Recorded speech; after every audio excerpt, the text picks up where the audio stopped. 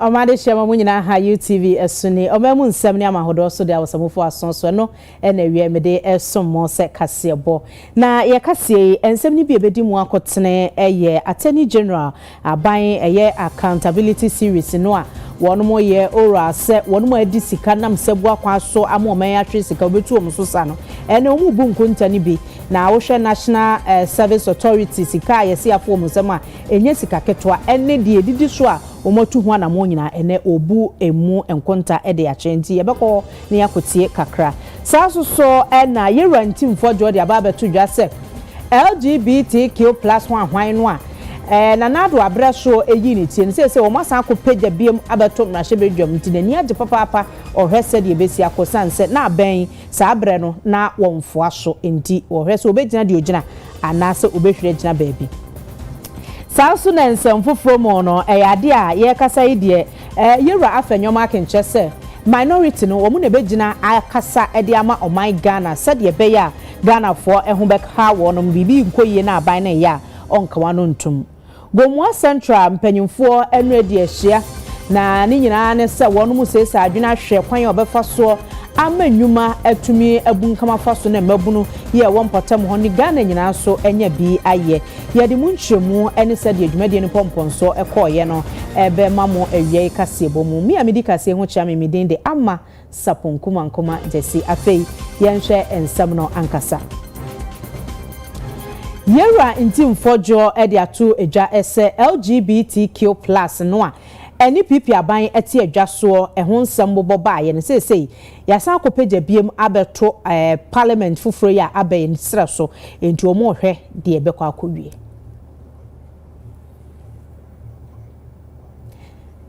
yo ebusia for yenko ensem fufuro mo na yewra Attorney General said ye aban ayese enkuntabuo ensusu ya hodo wono mo etu anamo wo ora ni mu anache said ye ekoso bia mbema Ghana fo aso ate no ene accountability series no ekoso na de mi bansa na ye be fitikase boya se na ekoso na ye National Service Authority ye sisika afo mo nsase no nchese opepepepe mienu ene chese eno afa wono nsase ne de keka ho na yenko tie sede esi ekro that Ghanaians will bear with us to do an excellent job for this republic.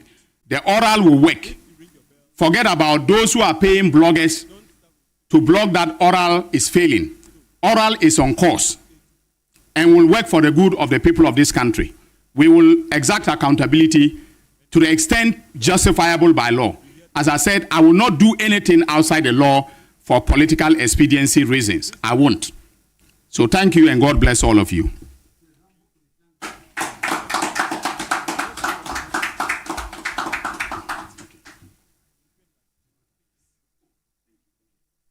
Thank you very much, Honorable Attorney General, for that concise but fact-laden presentation.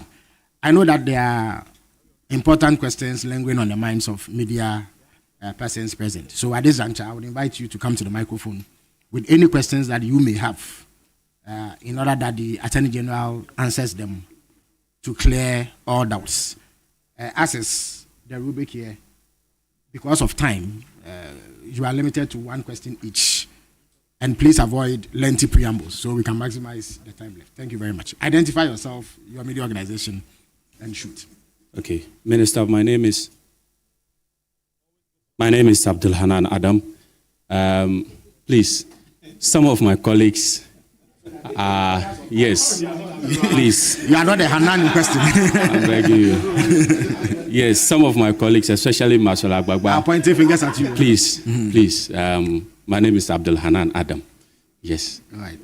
Minister, I want to find out the case of the former finance minister is one that has come up, especially this week.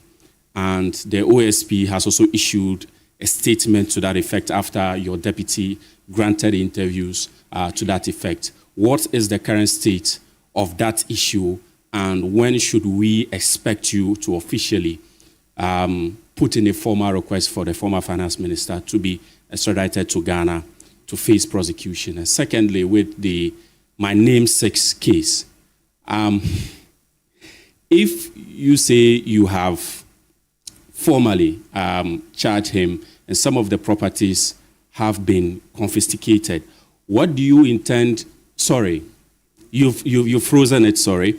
What do you intend to do with these properties? Do you intend to sell it off or to put it under the care of the state? Thank you. Thank you very much. Are there any questions, please? Because all those with questions should move towards the microphone.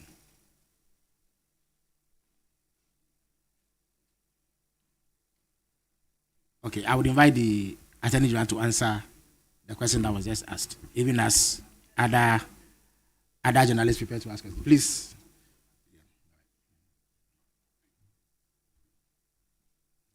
Yeah. With respect to so Hanan, if we are looking for one Hanan and we don't get him, we may come for another Hanan. So, two questions. One is in respect of the former finance minister. There has been a lot of talk on both mainstream and social media regarding what is happening. All right. In a nutshell, the processes have begun for the request to be made.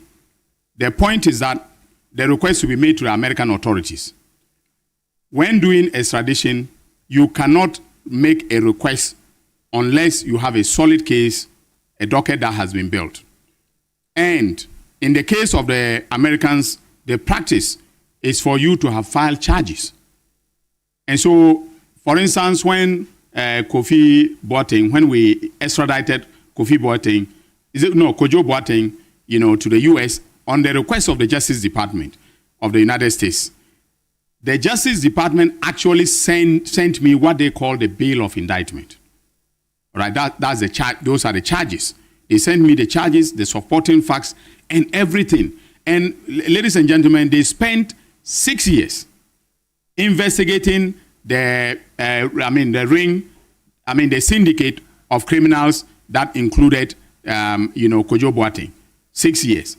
All right. So the point that we have made, that my deputy made, is that without a docket, we cannot make the request. So we are still waiting for the docket. That is all I can say for now.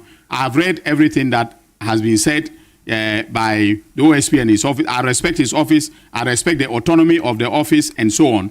Okay, but we in the Attorney General's department cannot begin an extradition request with a bail letter. We need the evidence to be able to do so. That's all I can say. So the formal processes have started. Then, what do we wish to do with the properties? Well, when they are handed over to the state, the appropriate authorities will know what to do with them. Okay, so for instance, in respect of the real estate, it will be the Ministry of Works and Housing that will take proper custody of them and then be able to determine to what use they will be put by the Republic. If it is also the case that we should auction them and then put the money into the consolidated account, that decision will be taken by Cabinet, and then we will continue from there. All right. But it's as Mandela said, it's a long road a long walk to freedom. All right. This is a long haul because no criminal that has been indicted will, stand idle when you are doing confiscation proceedings. So definitely. And the people we are talking about, they have a lot of cash. If it is not in the bank, it is somewhere, and they'll hire some of the best legal minds to come and meet me in court. So we will be fighting, the battle on behalf of the people of this country. Are there any other questions?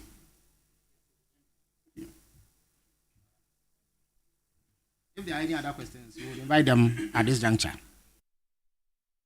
Yeah, for Attorney General and yet say church and Simonon Central ba kuko bisa say yeru akenu for yata see e de ne ba ho nsem no say akosi say was say America for dwumadi mu no was say ansa na obetumi di obi afiri abrochire de na ba say obobo ne kwadu wa ha no was so onya nyina so charges asumasi say ade obentina asumasi ni hwehwemu a yaye nie enti ade no waye now the evidence na waboabo anu ni nyina aka ho na de akoma untimi ntworo krata akekese asumasi de boni enti momfa ne maye nti wo mu gu so ya wo mo twen docket no eno so eno mbegina no matu eho anamo na America for kwadwo boatin die se mfie nsia eno wo de ye de hwe syndicate a wo mu di boni nyina de ye nti eje bre eno matu saa anamo no nti wo mu egina se ombeko e de amaga na nti nkakra wo mbeye na wasa to aso se te se adan ya wono magye wo manas nsem yi mu no ne de no se koba ne se ye beton a ebekọ housing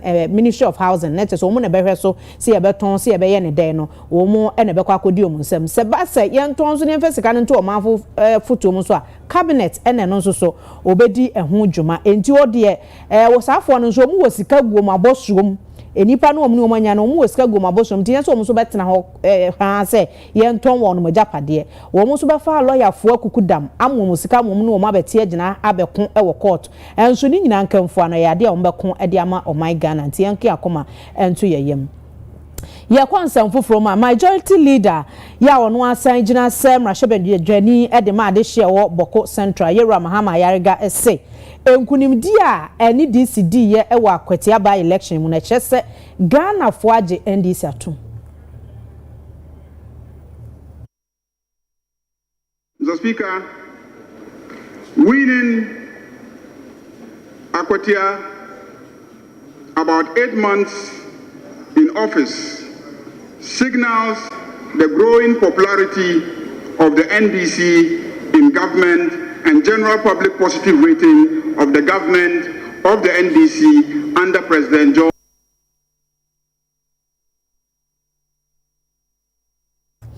Yeah, that's so jina mrashebedwom na minority leader yera afenyoma kenso de atodwa se wo mu madam kese wo mrashebedwom ni hunhuna wo mu ombe kasa magana fo de enkoye bia wa abani mu.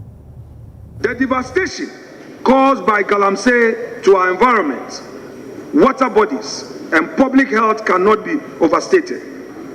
Even as we convene today, Mr. Speaker, our rivers run brown with pollution.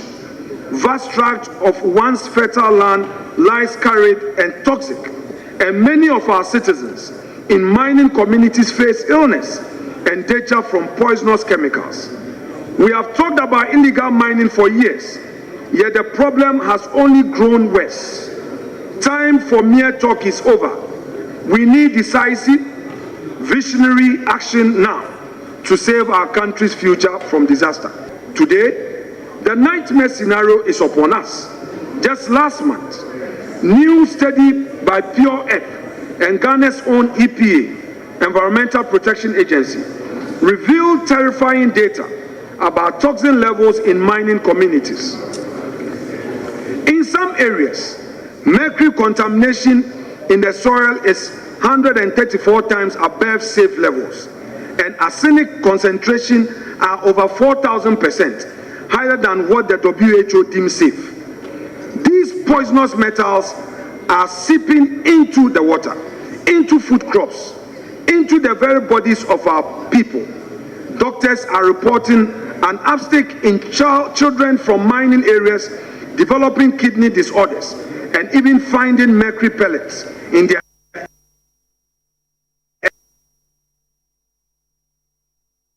X-rays. Children, Mr. Speaker, now require dialysis because of the poisonous fruits of Galamsey. Our nation's future is being sickened and stunted. Mr. Speaker, despite being Ghana's top gold producer, the surge in unregulated small-scale mining has created an underground economy that drains national resources and benefits criminal networks. In just 8 months this year, small-scale gold exports surged to over $6.3 billion, according to the CEO of Ghana Gold Board. Much of this trade is believed to be illicit. The state loses billions in revenue while communities suffer environmental devastation. The minority stands with all Ghanaians, calling for decisive action. We welcome the advocacy from civil society and religious leaders, and we support real solutions from tougher laws to sustainable alternatives. Under MPP stewardship, Ghana's democracy deepened and economy grew to the extent that the world took notice. We therefore urge this government to walk the talk and by being bold with policy implementation. Enough of the rhetoric of 24-hour economy. We've heard 1 job, 3 shifts. Enough of it. We want the reality to be seen on the streets of Accra. Finally, Mr. Speaker, we cannot afford to lose hope. Our nation has weathered many storms. Anytime we have emerged stronger. The minority will continue to be the voice and the shield of the people in this august house. Though we are 87, we assure the people of Ghana that we are firm in our conviction and will be able to hold this supermajority to account. We don't believe in numbers.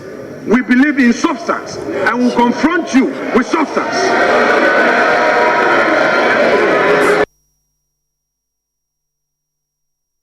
Abusafo ya to ansam no se yobohwi ni akọ yenuaba Philip Atanga ho na omanfo ye monimu nsam ese era gifti oware mensa na wono na kane woye deputy CEO edema atenaye a yehwe ye mabunu se obi awie adwuma ne ye fa no na wakodi dwuma akosom na nka yetieti ankakra de ama wo no chese nsam dini ni sikadie bi akoso wo mu ye bo ne kwadu ne nya enti yese ye ma ne bedi na sika da so nye sika kuma Philippa Mahai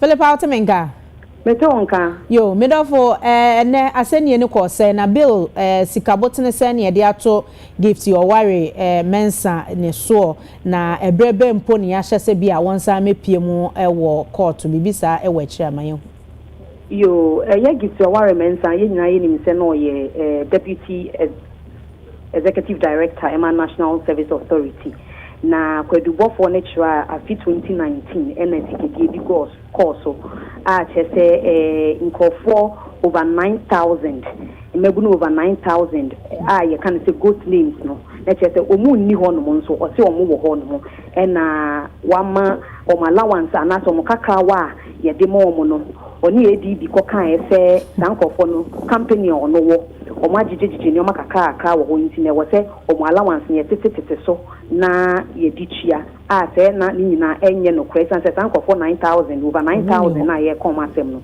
omu ni ho no mo na kwadubofo ne kira ye boabo se sika na anu a na che ye over 38 million Ghana cedis na abedi ye era gift oware eho ene wa bepie mu e wa Accra High Court ye criminal division ama ya toto na no kwadu na ide abonu almost 6 ya maako 5 and ebi a ewo mu ne se wabokro no ebi nso ne se ordini dibre se eye public officer no apemfasodie na afin so abo oman ne ka enti ene ya toto na no e wo sansem we nyina ho e ma ewura gift oware se ondi kwadu na ide abono no e hofo eno da nchen a owie ye no e na ne lawyer eye na nabenyi akon e catch court nse obesre say ye be money in client na na say era gift ye be money bail e makwadubofo ne say oni ho asem bia aka na emum ye money bail a sika e betu ni sisi no e be ye kese se na e be ya e canal ana say sika na ye susu say wawia oman no e de no e be ye pe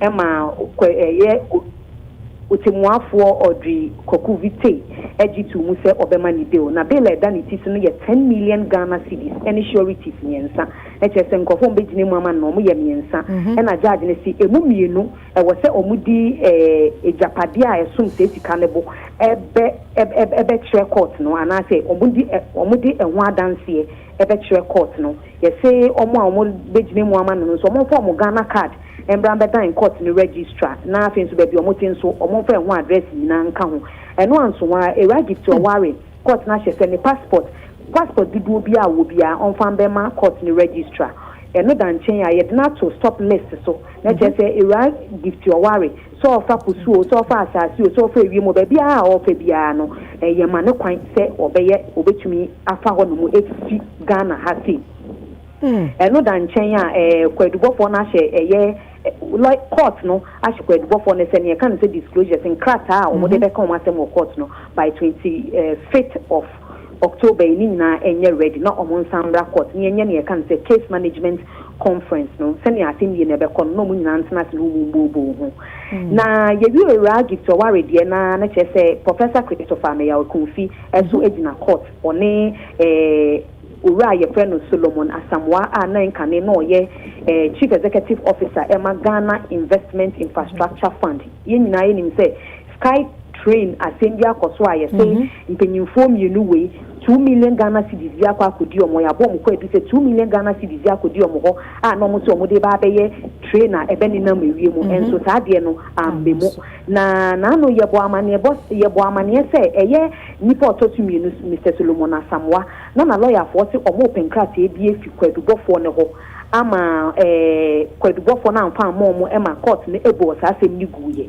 na omubo anjo so amoma court of appeal e wota aseni ya ho nti no ma ba be court ne say eye high court judge ne say omo sre no omo de omo asem akwa court of appeal nti ne can stay of proceedings say court ne twentwen so na emuaye fi court of appeal aba ansa na aseni na to aso no court ne nya ne sa amomo enso enne otemuafo no eye Audrey Kokuvite asensi ginaye say o na ntwentwen so ana say so omo sre ne so ntwentwen so na court of appeal ensi omo asem no ginaye ansa na aseni na to aso no on nya sa emomo enti sa stay of proceedings nso eye otemuafo Audrey Kokuvite wabo enisuegu enti ene aga high court aya criminal division kakra akoso ena ama mede asum ya hwefo Philippa yedase papa na nyambia gift your worry bill no wo mo ansre se bia sika ne dɔɔso nti bia yente so mfama wo bibia sa ankoba o mo gitu mo preko pesa mamen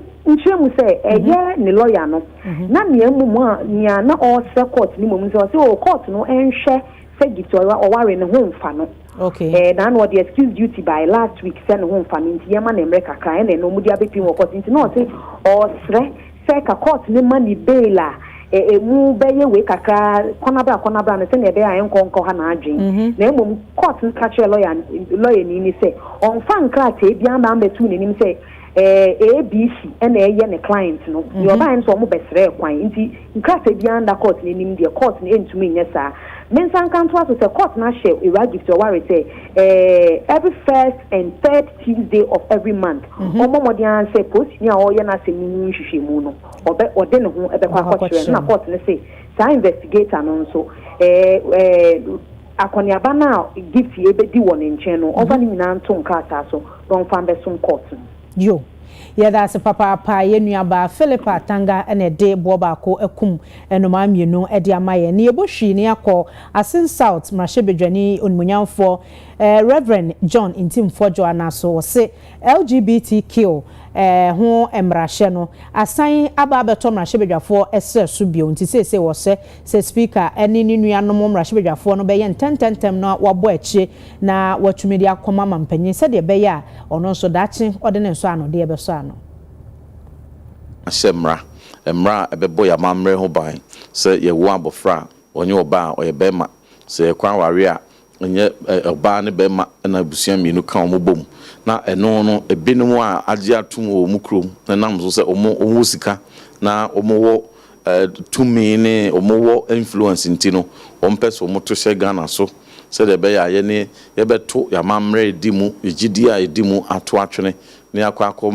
obia kwan ene ye your background to me say so ye bema crowd so to me kwa ko wopan ya your ba ene hu de ruboni ade nyina ya to ahye so na Ghana de ye gidi krogen so oba yo ba bema na ware ye bema ne oba ntemu asem na ebusuan so de ye oba ne bema ne siade wo na ewo mmema ene ma so na yetumi de to awonto ato so na Ghana ochena bi yase anhye ewo wiase no na miada Roma ya sign e dia babiu na enye ade foforo dada na ene assign dia ba ene speaker so age atum speaker backben so age atum a otechiri said no otechiri 2021 de banyina sa brinyame ne beda nase ene you hear other people ne so e so at any moment from now it can be called I believe strongly center say na wotwe nkona wie de na wa frame e ready but when we be paying and the same bill yansam be a so we are not expecting say beche na in intentem na second reading we are now be third reading final ne pass it nyame adaroma said the president Mahama so kan no or say on the support okay 2021 or kan 2024 so pass you also say or support mate say also person no ampo di bi mpo beka ho say o person ye government sponsored bill and so SAW ye we near the man no same we are that's what we na seem to be or the for so beka ho a na mdodo ensen kwan e be semu kina ne nyina ya bo Ghana ya mamre ho ban no ode ba e be som na yensu ya boa no na watumi asesa amra no e bredu bio ehia mo a mon sorry waka media especially mon sorry nkasa mu bi na ye obi a okasa ye de boa ya sofo mpa mo body tie chi mam de mo kan ye nyina ahemfo mon san sorry waka sabre ya na ewiemu ayedin ye stress ye de ababio mon san sorry nkasa mu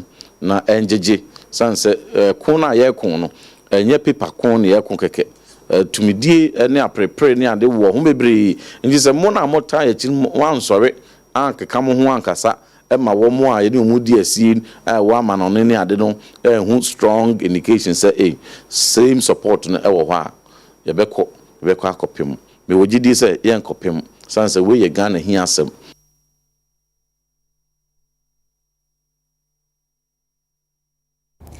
Yera Gusitano eye futufo a wono na da 24-hour economy policy na no de atodwa se Mampani John Dramani Mahama ne ndisi aban no abo so se wono mbaboa amanhyehe papa ebeboa mannwuma agina ne na so mfiri nwuma ahodo no sa ankrankre se yekuo hodo na ekon ho de abom no wobefo awon so no wata wachi. The launch of the Gomoa Central Special Economic Zone today is more than just a formality. It marks the beginning of a partnership that speaks can reach markets across Africa and beyond. These initiatives, such as the Gomoa SEZ, form part of a comprehensive national agenda to increase production, improve competitiveness, and deepen participation in global trade under the African Continental Free Trade Area. Distinguished ladies and gentlemen, the President has always maintained and demonstrated his belief that sustainable transformation is built on partnership, discipline, and shared responsibility. As a result, the Mahama government is committed to providing the enabling environment through sound policy and reliable infrastructure. So, A+. On behalf of His Excellency John Dramani Mahama, President of the Republic of Ghana, and the Secretariat of the 24-Hour Economy and Accelerated Export Development Program, I once again commend the Gomoa Central Development Trust and its collaborators for their leadership, foresight, and commitment to Ghana's future.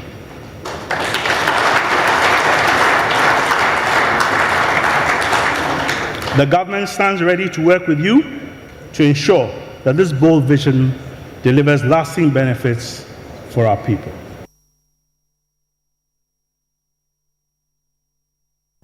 Na enra dwumadie ya se Kwame Asare oben ya wono na ye Gomoa Central manhebedwani ye kasapade a yade a wodi mu ntintiman pa sa Gomoa Central Special Economic Zone no a empanyufo ye ne nyina ne se wono amma asase yantam eka no mpemaduonu baako ya ye besisi mfidi nwuma bie nwuma sede be ya Ghana mabuno ni chichu wono ewo Gomoa ene mpotamu ebenya adwuma na aboa amoma ni suade hunu se mabuno tifie nya adwuma I stand here as a messenger of hope, echoing the dreams of Nkrumah and the cries of the Ghanaian people who are itching to witness the total transformation of Ghana into the Singapore of Africa, Africa's new business destination. Gomoa Central is the meeting point of history and destiny, where Nkrumah's dream of an industrialized Ghana embraces Mohammed's vision of a 24-hour economy to reset Ghana. With my eyes, I have seen the foundation His Excellency John Dramani Mahama is building, and in my heart, I feel that soon Ghana will rise. I feel that soon Ghana will be a place where no child will go to bed hungry, where food will be in abundance, farmers will prosper, our markets will overflow, and our lands will once again feed their people. I feel that soon Ghana will be a place where our roads will lead not just to places but to possibilities, connecting communities to opportunities, farmers to markets, and families to a better tomorrow. Let us not be paranoid, my people. This is 2025. The world does not hate Africa. The truth is, the world responds to vision, integrity, and purpose. We are going to build a Gomoa that will stand as a living proof a living proof that partnership, not pity, not handout, is what Africa truly needs. And that when we lead with honesty and courage, the world naturally responds with trust, cooperation, and shared prosperity. We are the generation our ancestors are waiting for.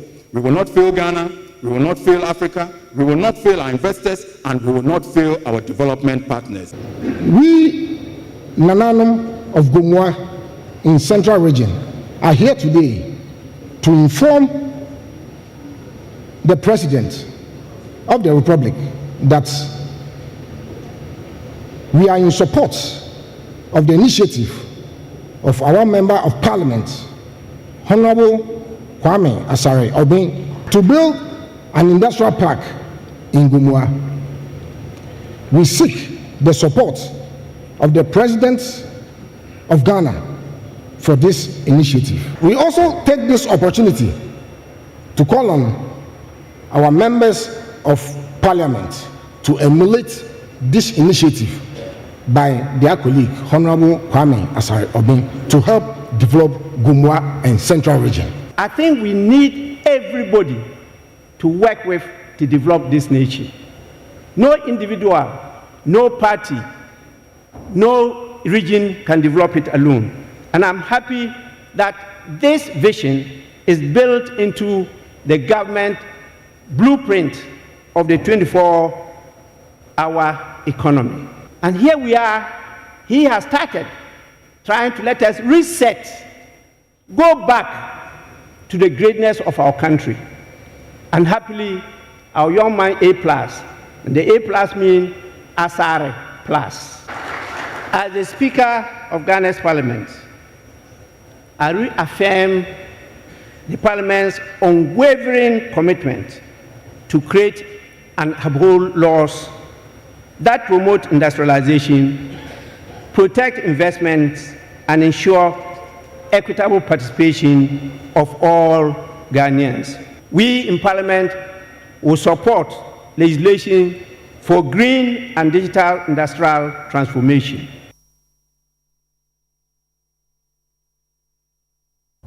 Yera Alan Kojoche Martin United Party awode aba no Professor Opoku say edina wo so NPP ankasa.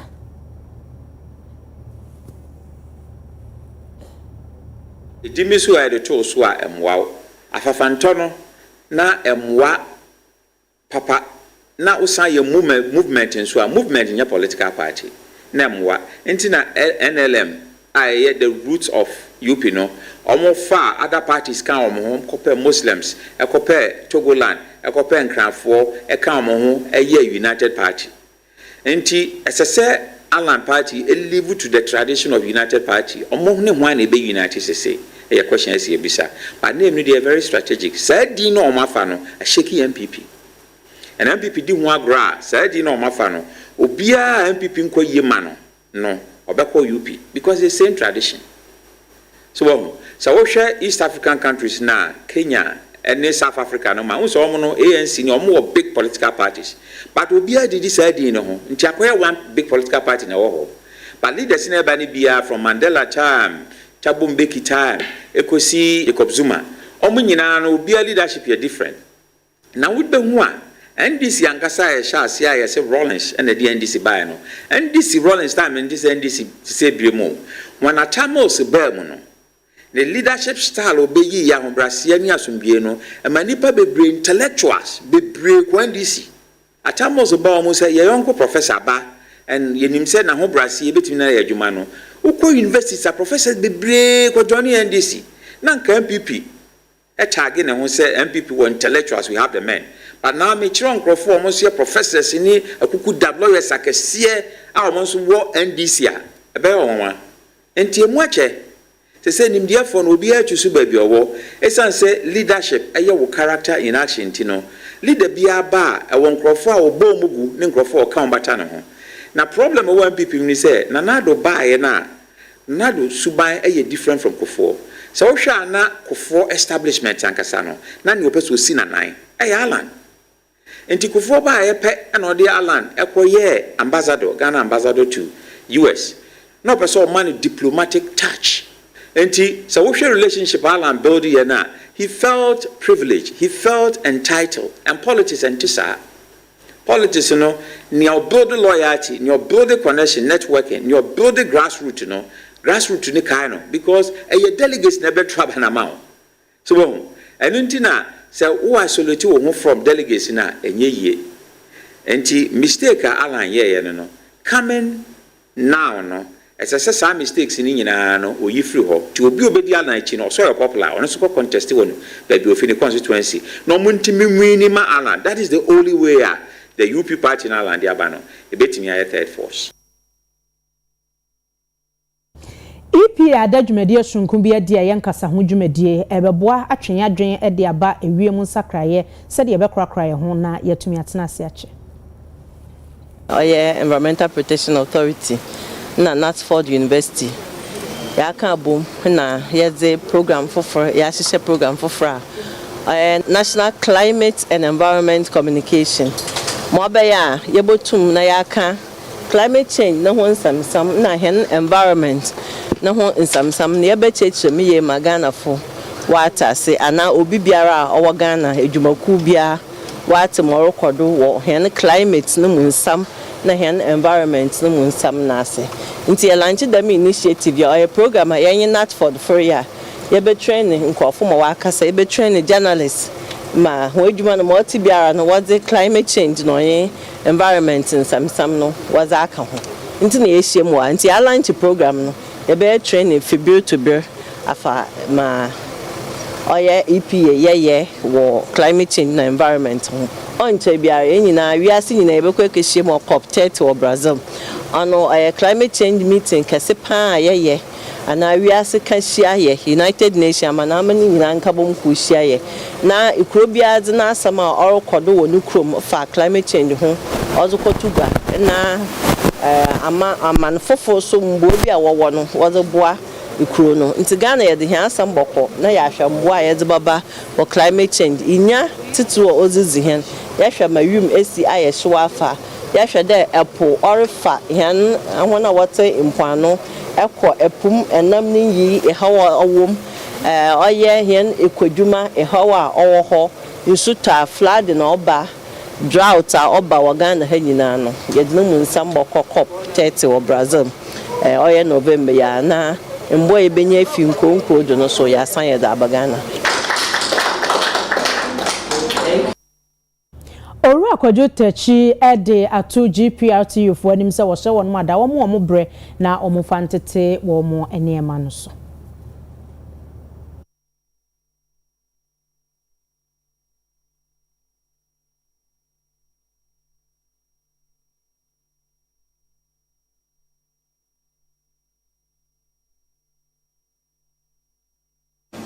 Financial institutions is a fundamental right that unlocks opportunities everywhere. However, the informal sector workers who make up a substantial portion of the workforce often face barriers to accessing essential financial services, which limits their ability to grow, contribute meaningfully to the broader economic development of our country. It is for this reason and many others that I deem this dialogue very important, since it will offer stakeholders a platform to brainstorm and offer workable solutions to stimulate appropriate policy to address barriers such as limited access to affordable credit, low trust in insurance schemes, and the lack of financial literacy in informal sector, particularly among market women and peasant farmers. This morning, we are having a collaborative engagement between banks, insurance companies, and actors within the financial value chain to address financing gap that our local farmers, especially those in the informal sector, experience. The aim is to bridge that gap and ensure that we have access to finance that is able to support the vulnerable and the marginally excluded so that they can improve their livelihood and improve their businesses. So before we even take our discussion further, we didn't want to rely on the news of what the gaps are.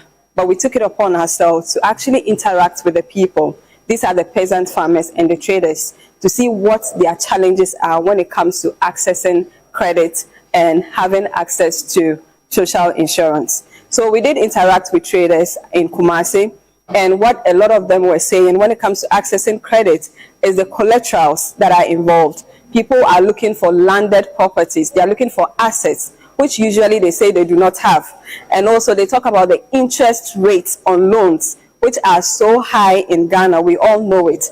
And sometimes they don't even get the value of the money when they take it to invest. They also mentioned when it comes to insurance, they mentioned that they did not know that there are insurance products for informal sector workers. They didn't know that as a farmer or as a trader, I can make some monthly contributions or periodic contributions such that when I'm not actively working anymore, I can have these stipends paid back to me. The mission say your members near pese loan free bank bar.